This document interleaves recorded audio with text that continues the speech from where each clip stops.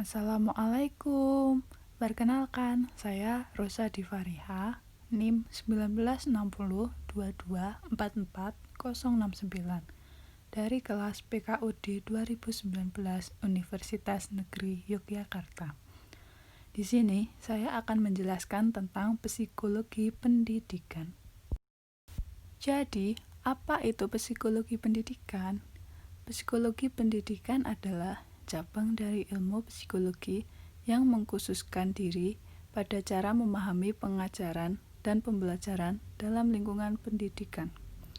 Studi mengenai proses pembelajaran, baik dari sudut pandang kognitif maupun perilaku, mengizinkan ilmuwan untuk memahami perbedaan individu dalam hal inteligensi, perkembangan kognitif, afek, motivasi, regulasi diri, konsep diri, serta perannya dalam proses belajar.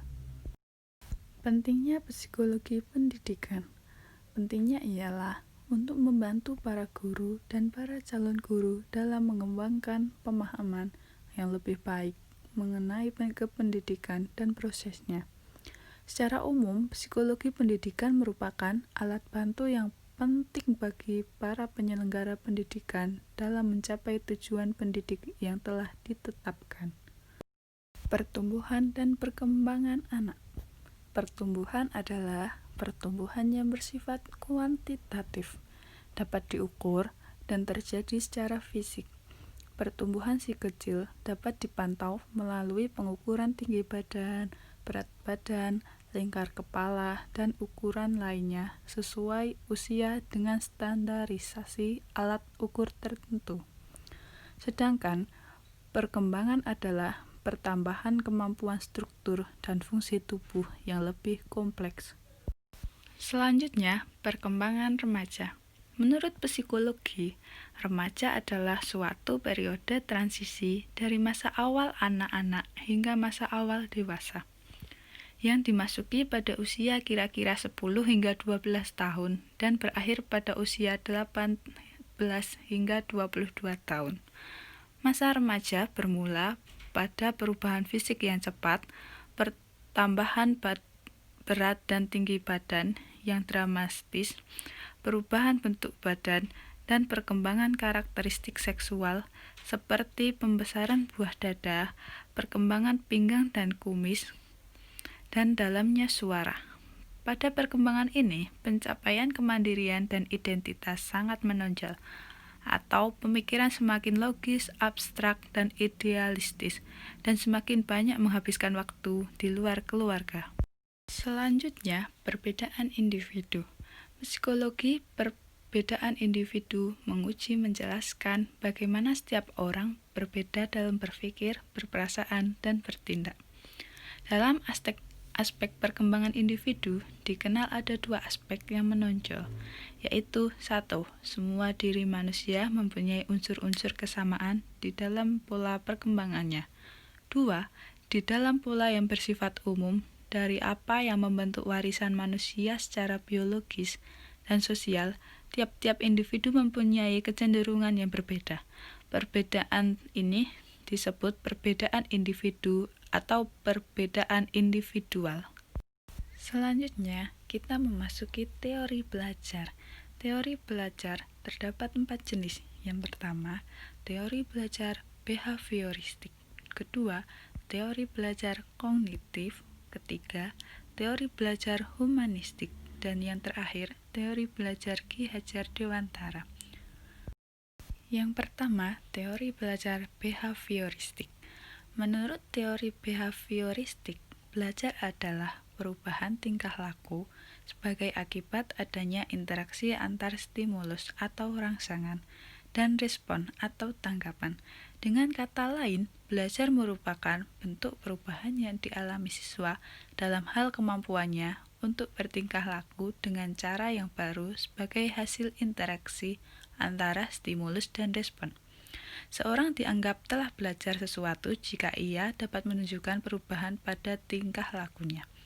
Menurut teori ini, hal yang paling penting adalah input atau masukan yang berupa stimulus dan output atau keluaran yang berupa respon. Yang kedua adalah teori belajar kognitif. Teori kognitif lebih mementingkan proses belajar daripada hasil belajarnya.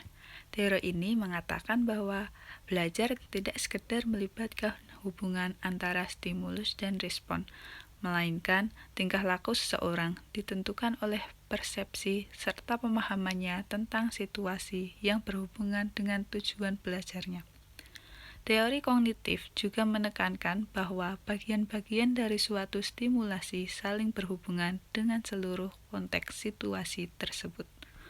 Teori ini berpandangan bahwa belajar merupakan suatu proses internal yang mencakup ingatan, pengolahan informasi, emosi, dan aspek-aspek kejiwaan lainnya. Belajar merupakan aktivitas yang melibatkan proses berpikir yang sangat kompleks. Yang ketiga adalah teori belajar humanistik.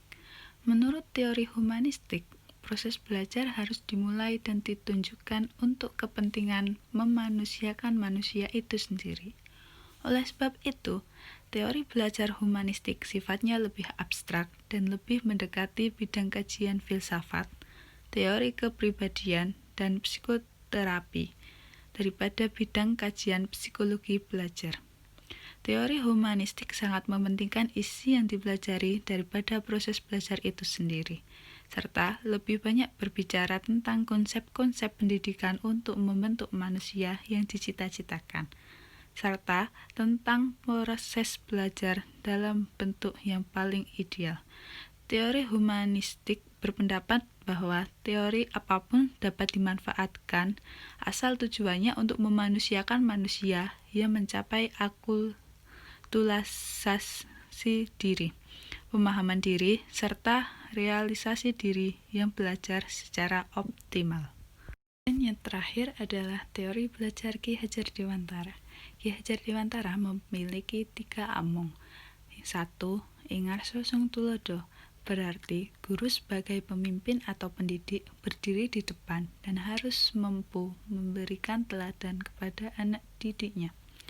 Yang kedua, Ingmadyo Mangunkarso, yang berarti bahwa seorang pemimpin atau pendidik ketika berada di tengah harus mampu membangkitkan semangat berswakarsa dan berkreasi.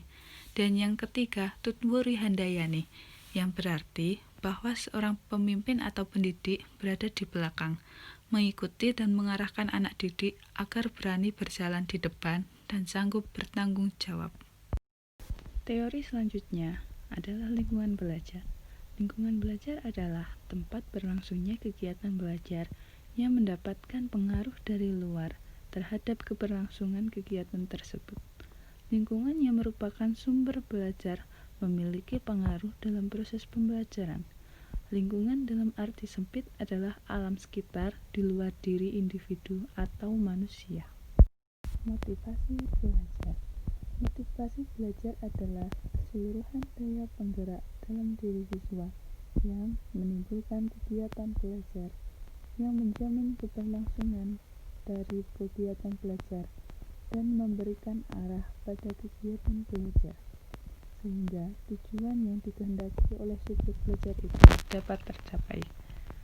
Demikian dalam belajar, prestasi siswa akan lebih baik bila siswa memiliki dorongan motivasi orang tua untuk berhasil lebih besar dalam diri siswa itu.